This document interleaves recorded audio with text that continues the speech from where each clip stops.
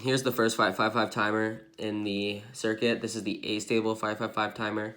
As shown by the LED connected to the output pin, this 555 outputs an oscillating square wave, the period, frequency, and duty cycle of which are controlled by this resistor, this potentiometer, and this capacitor. A fixed resistor can be substituted for the potentiometer, but with the potentiometer, the frequency of oscillation can be changed. As shown here, the LED is blinking much faster now. As the capacitor C1 begins to charge, as shown in this diagram here, the voltage will be less than that on the trigger pin, pin 2, activating the output of the SR latch.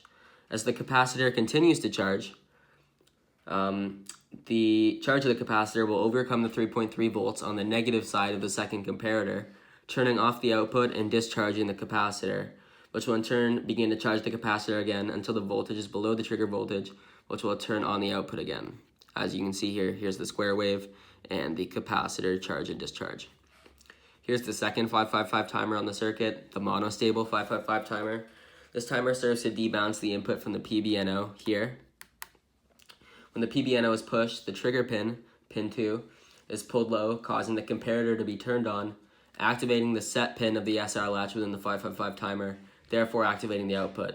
As well, when the PBNO is closed, the capacitor begins to charge, and once the charge of the capacitor becomes greater than the threshold voltage of the second comparator, the latch is reset and the capacitor discharges. The purpose of the bistable 555 timer is to act as a flip-flop circuit, which alternates between two stable states, a high output and a low output. The circuit works by attaching the middle pin of a single-pole double-throw switch to ground and attaching one of the poles to the trigger pin, pin 2, and the other pole to the reset pin, pin 4. When the trigger pin is tied to ground, the first comparator will activate the set pin of the SR latch, outputting a high voltage. When the reset pin is tied to ground, the voltage runs through an inverter and then activates the reset pin of the SR latch, turning off the output.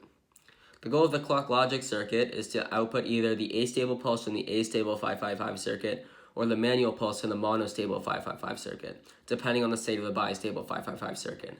There are 3 logic ICs used in the clock logic circuit: an inverter, an AND gate, and an OR gate IC.